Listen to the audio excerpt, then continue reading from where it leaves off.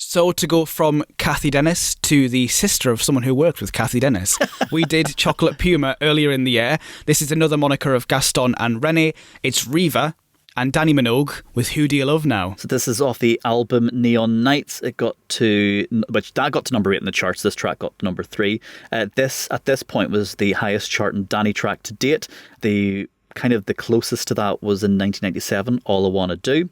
And this was actually the longest charting track of Dannii's. She managed to stay in the top 40 with this for 15 weeks. Wow. That is a good run. That's very good. Yeah, yeah. That's a very good run. I've got it down as an intro juice. Yeah, and certainly. I'm pure buzzing that the queen of the clubs has arrived. She's here, baby. Yeah, it's a great. The track has a great start. It's like a rollicking pace. You'd say that the pace of that start is rollicking. Yeah, I know you love this because you play this on your show quite a lot, and I've worked with you on your show for a couple of years.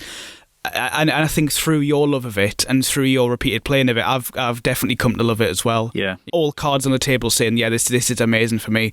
I don't even know where to begin. I'll start with the weird bit that I like the most, because this obviously comes from Stringer, the instrumental that Riva did, and then Dannii got put on it. That's amazing. That is so good, yeah. And they've done such a great job of writing those on. I think there's been some comments saying that like this could have very easily been one of those dance tracks where they just slap some vocals on and it doesn't really make much sense. Yeah. Like I'm trying to think of tracks that have had that, but it's a common occurrence now where a track, like something like, this isn't a good example because I like what they did with this, but like Gecko Overdrive, Oliver Heldens, like Gecko on its own is a great track. Yep. Then Becky Hill got put on and it just somehow made it even better. Absolutely. And this is one of those, but there's one bit that the Stringer doesn't have that this does, aside from Dannii, and it's the whip crack that goes into her chorus. Yeah, it does actually. Yeah. I love that.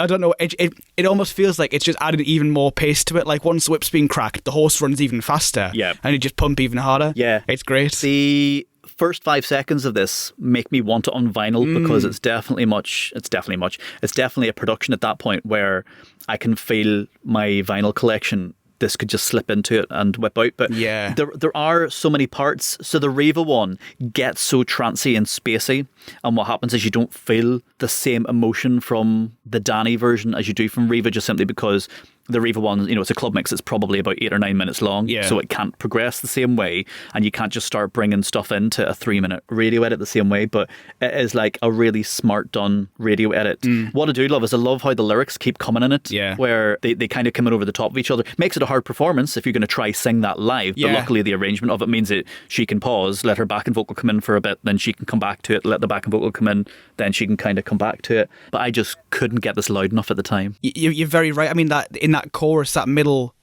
backing vocal line, Get Lost Inside Out, it almost feels there's one line too many in that section, doesn't it? Because they come so quick together. Yeah. It could feel overstuffed, but actually it just adds to the pace of it and makes it just like, it gives this like frantic energy that I can't get enough of. Yeah. We've praised actually to go back to what you said there about the fact that Stringer is very different to this.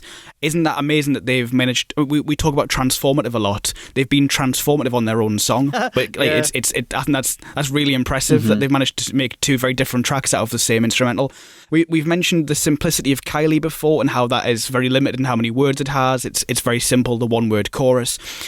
Do you want to guess how many words that there are different between these 2 tracks? Because I was expecting to see a lot more words in this than that. Are they? Because she does, but actually they're closer than I thought. She does, because there's a repeat chorus for the final quarter of it, really. Yes. I'm saying different words. How many different words? Yeah. I'm counting la as 1 word. La. So do you want me to predict the difference of how many words difference there is, or do you want me to give you the exact amount of number of words? Give us give us a number for each. Give us a number for each, and we'll work from there. I have no idea how many words are in a song. This is going to be. I would say. I was surprised too. I would say that there's maybe, like, let's say in Can't Get Out of My Head, there's maybe 50. There's 50 words. We'll say 50 words in Can't Get You Out of My Head, and I'll say that there's 65 words in Who Do You Love Now, so the difference of 15. Scott, this is another thing that you're too good at, even though you don't even try. Kylie, 49, you're 1 off. And Dannii, 69, you're 4 off. No way! But, Dannii, 69? No, stop. Yeah, 69, yeah. You're frying my head. Don't say that. So this is lyrically a little bit more complicated, but I think it still has that simplicity that we love from Kylie. Yeah. It has darkness to it. So the Riva production is one of the things that I kind of say, I listen to certain types of music in certain seasons, and this originally sounded very much like dark nights Yeah. and wanting to go clubbing. And obviously Dannii at this point is known as the one that hangs out in Ibiza and the seshing sister, and Kylie is very much the good girl. And through the 90s, even in so Dannii was in Home and Away, Kylie was in Neighbours, Dannii was the bad girl in Home and Away, and even her tracks and stuff, she's been like a bit feistier. But there's much more depth and darkness in this one, and I like that the way that the melody goes. I think it's like melodically pretty much great, but you can definitely smell a Minogue vocal, can't you? Yeah. You know, you can 100% tell they're sisters when they sing. Have you ever seen them sing together? I don't think I have actually, no. So sometimes whenever Kylie goes on tour, if she's going to sing Kids, Dannii plays Robbie Williams and comes out and sings Robbie's parts. And they're good, like they're very, very good together. But yeah, I just kind of loved everything about this track. But I used to be, and I loved this, and this was before I'd seen the video. So at this point, Dannii had been out of my life. I had not seen Dannii Minogue in years, but this was the song that like just started the obsession through the music video. It sucked me further into dance music. So this is like me now moving away from pop music even more. That's probably one of the tracks. But music video was like what would have been considered in 2001 as like really smart green screen. Yeah. For what's clearly a low budget. Yeah, definitely. Video. Yeah. You know what I mean? You know that it's low, but whenever we do PPK, you'll see something really more artistic and smart. But this is definitely very low budget. And there's a part in the video where she's just sitting down, like with her knees up and her arms around her knees, and her hair's greased back. And as soon as like 17-year-old Scott saw that, well. Yeah. Life changed. There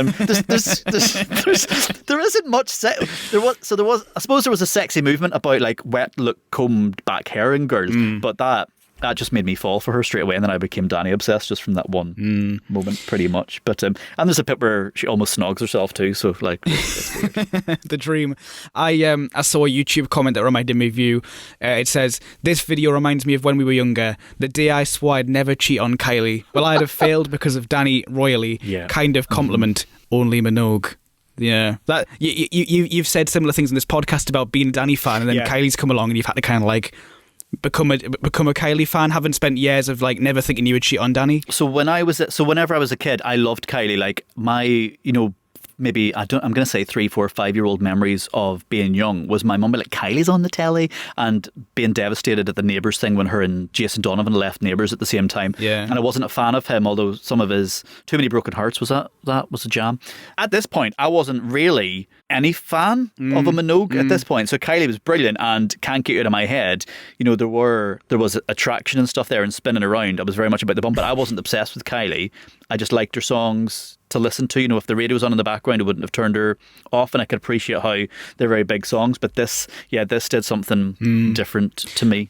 Yeah, there was a hormonal change. I kind of feel similar about this as I did with Io last week with Rapture, except, well, the dark brood nature of that put me under a spell and made me kind of like, I said, fancy it. Whereas this, I still kind of fancy this, but it makes me sort of sweat like I've done something wrong.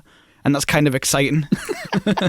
Yeah, there's just major bad girl vibes from it, isn't there? In this really stupid way. Yeah. It doesn't do anything bad. It's, it's the video and stuff is quite dark. It's very much, I think the Dannii perception was very much Danny's a late night clubber girl, Kylie's a daytime person, and this separated them out a little bit. But yeah, very happy with this at this point.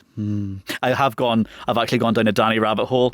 In the car, I was like, well, I'm going to put on, because I'd never listened to Neon Nights. I think my wife bought me Dannii Minogue's greatest hits, so there was just loads of bangers and stuff on it. So I went and I was like, I want to listen to the rest of the album and see if the tracks that were chosen were definitely the best ones. They are. There was one extra good one that could have done quite well. I can't remember what it was called, but the choices that they made from Neon Nights was definitely the right choice at this point.